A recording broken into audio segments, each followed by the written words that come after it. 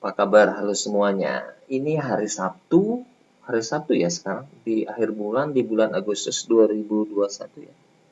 Ini tanggal 29 ya, 29 Agustus hari Sabtu besok. Oh, tanggal 27 28 nih. 28 Agustus 2021 ya. Sebentar lagi kita sudah masuk di akhir bulan dan kita masuk di bulan September ya. Oke, baik. Kita akan coba belajar menganalisa market dengan menggunakan menganalisa Binance dan di Binance Future ya. Di Binance Future, di Future. Saya menggunakan Binance, sering menyebut dengan Binance Future. Dengan jurus ampuh dengan menggunakan analisa multi frame ya. Kurang lebih gitu. Yang kita akan belajar bersama menganalisa suatu market dengan menggunakan multi frame sehingga kita mempunyai gambaran yang lebih luas atau lebih ibaratnya seperti kita pakai Google Map.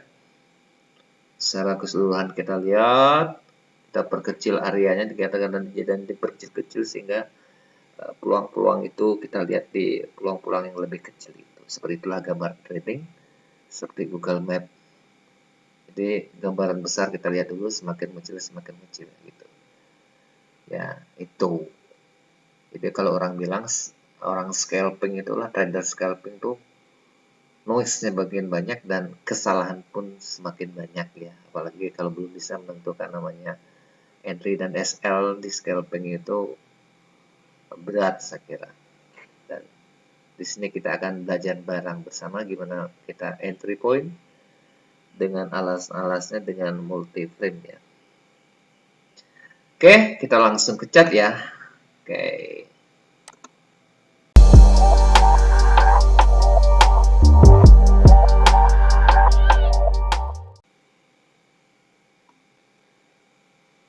Oke, seperti yang paparan di depan, kita menganalisa suatu market menggunakan multi frame ya. Apa itu multi frame ya? Saya akan jabarkan sedikit dari time frame besar kemudian ke time frame yang lebih kecil. Nah, itu yang disebut dengan multi frame. Pertama saya akan masuk ke seperti biasa untuk melihat gambar yang lebih besar saya menggunakan di daily ya. Di daily itu 1 hari. Oke. Kita akan mencari membuat mapping area map di daily ya. Ini kita BCA USDT virtual Bitcoin BCA USD virtual ini kita ngelihat gambaran di daily seperti ini ya. Nah, ini di daily ya. Nah, ini di daily masih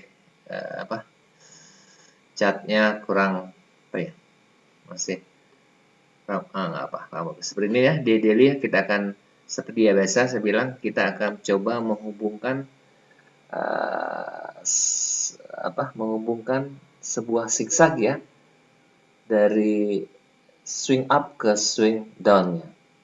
Nah, syarat menghubungkan zigzag itu paling enggak kalau memang itu terjadi candle merah atau penurun harus minim 2 candle. Begitupun sebaliknya kalau hijau itu harus ada 2 candle baru kita bisa menghubungkan suatu garis namanya zigzag untuk menentukan nanti akan menentukan untuk titik-titik support dan resistannya, zona-zonanya seperti itu.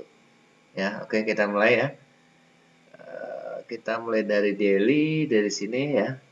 Kita ambil dari sini aja dulu. Ini kan dari sini ya, ini zigzag. Oke.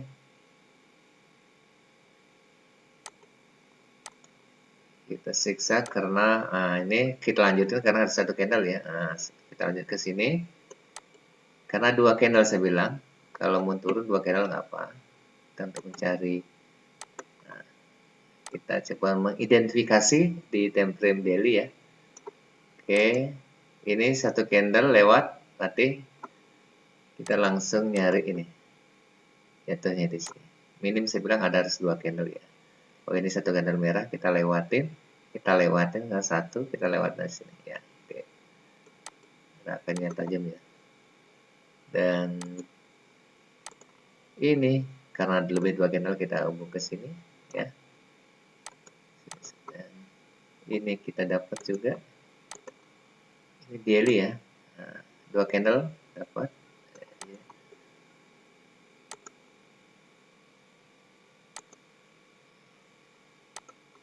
Dan ini 2 candle ya. 1 dan lebih kita lewatin dan kita lewatin 1. Oke. Ketemu di sini. Nah, itu kita sudah menghubungkan garis-garis zigzag ya, swing up dan swing down-nya. Nah, dari itu kita akan menghubungkan langkah berikutnya itu tuh menghubungkan sudut-sudut yang apa ya, yang lancip itu. Jadi tugas kita selanjutnya mengidentifikasikan menghubungkan sudut-sudut itu ya. Menghubungkan sudut-sudut seperti ini kita hubungkan.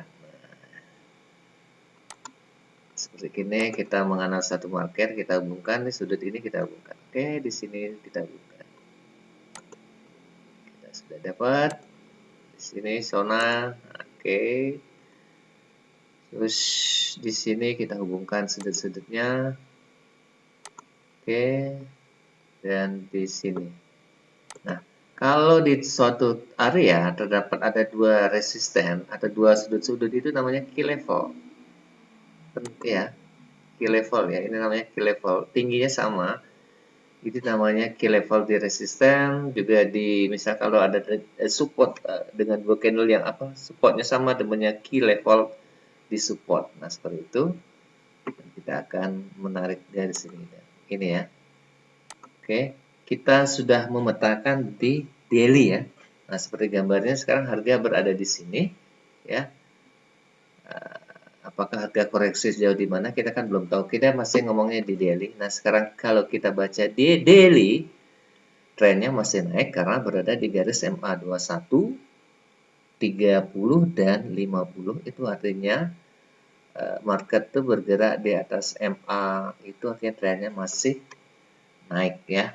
Itu kita sudah membayangkan, mengidentifikasi market di trim daily ya. Itu yang kita sudah dapat gambaran. Kemudian kita akan perkecil lagi, kita turunkan sudutnya atau kita turunkan di time frame 4 jam ya. Oke, ini 4 jam.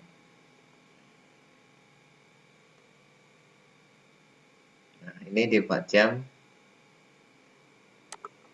4 jam ya, kita sudah lihat di 4 jam. Nah, ini gambaran di 4 jam kita sudah melihat ya pola-polanya dan kita bisa tarik garis lagi untuk melihat area-area yang penting juga. Nah, seperti ini ya. Area-area yang penting yang kita akan dapatkan. Nah, sini saya bilang di market tuh cerita tuh selalu berulang-ulang ya. Yang kita dapat. Nah, di 4 jam kita sudah mempunyai gambaran ya bahwa garis di 4 jam MA dia di bawah masih di MA 21 30 dan candlenya masih di bawah di atas MA 50. Itu artinya konsolidasi daerah itu. Nah, trennya masih belum di M4 itu masih masa konsolidasi di area-area ini. Belum jelas. Dan kita akan turunkan lagi di melihat peluang-peluang itu di 1 jam ya. Ya, ini kita gambar lagi. Ini ya, untuk melihat lebih detail kalau di supportnya lagi kita nggak ini. Ya, oke. Ini yang terjadi, kita di tempat sudah kita bisa menghubungkan garis mencari titik-titik support resisten. Support become resistant kan gitu judulnya. Oke, di ini yang kita di time frame 4 sudah nemuin namanya di sini Arizona, di mana di sini nih.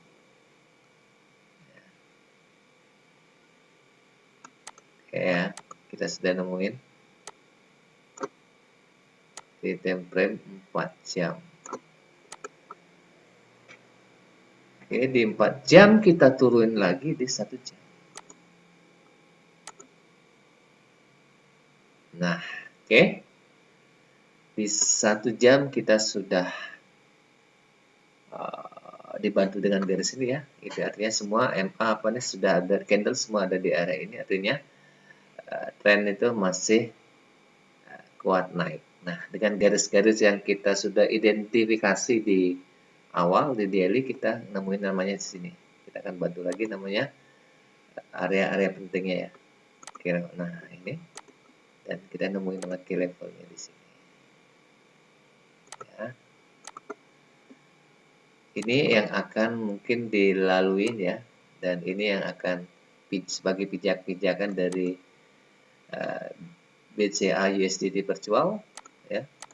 Dan kita sudah mempunyai suatu gambar yang lebih detail di 1 jam ya. Nah, ini namanya analisa dengan multi print ya. Oke. Sudah sedikit ada gambaran yang jelas. Nah, kan tinggal kita mencari. Dari awal kita kan bilang di daily itu trennya sudah naik 4 jam naik, dan kita akan mencari peluang-peluang untuk melakukan posisi long atau buy, di mana dengan selalu mengajukan pertanyaan, misalnya oke, saya buy di sini berarti risk reward saya berapa, kan seperti itu kan kita ajukan. Nah, di peluang-peluang di 1 jam pun kita ngelihat pola-pola lagi ya. Nah, kalau kita bisa lihat di 1 jam ini peluang untuk melakukan buy, misalnya kita melakukan buy di sini ya. Misalnya ini kan kalau kita ngelihat lebih kecil lagi di support apa tren ini ada seperti ini polanya. Dan ini kita temuin pola di sini seperti ini. Ya. Nah, ini dapat semikar triangle seperti ini ya. Nah, di 1 jam kita temuin pola pattern, chart pattern itu seperti ini.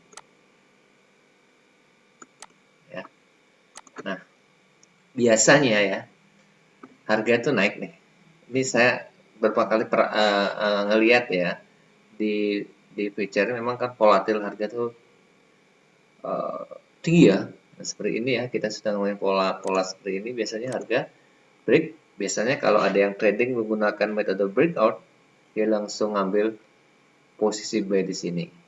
Nah, dan seperti biasa di sini kan ada resisten ya, pasti harga itu akan balik. Seperti ini ya teman-teman, misalnya ini resisten lumayan kuat. Ketika trading breakout, di sini harga akan loncat ke sini. Tapi di sini ada resisten kuat. Setelah harga di sini biasanya akan mantul lagi masuk ke dalam. Nah, ini biasanya ya.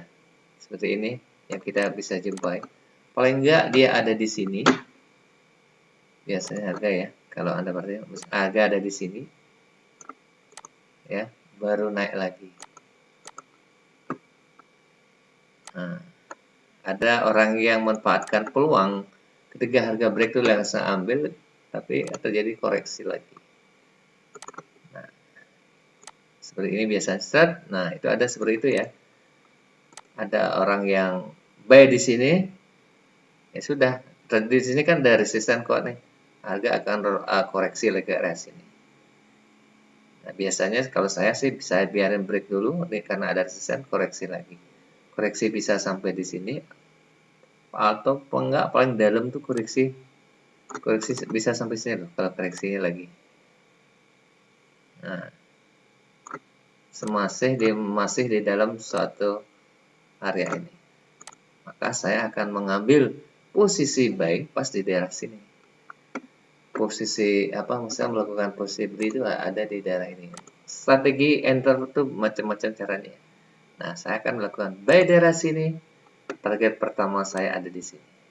Dan peluangnya kan lebih besar ya. Dan SL-nya kita juga sudah terukur. Daripada kita ngambil break di sini, SL kita juga jauh. Nah, seperti itulah kita manfaatkan peluang-peluang ya. Kita manfaatkan peluang-peluang atau kita teknik entry dan stop loss kita. Jadi kita kalau menganalisa suatu market yang penting tuh kita tahu tuh entry di mana, SL-nya di mana, itu aja sih sebenarnya ya. Jadi banyak sekali teknik-teknik tradingnya. Yang penting yang kita harus pahami risk dan reward kita masuk, dan kita harus keluar market dari mana, dan stop loss di mana, taking profitnya di mana. Itu yang biasa yang kita harus pahami kalau kita mengenal, kalau kita masuk ke market. Oke, thank you, terima kasih banyak, happy cuan.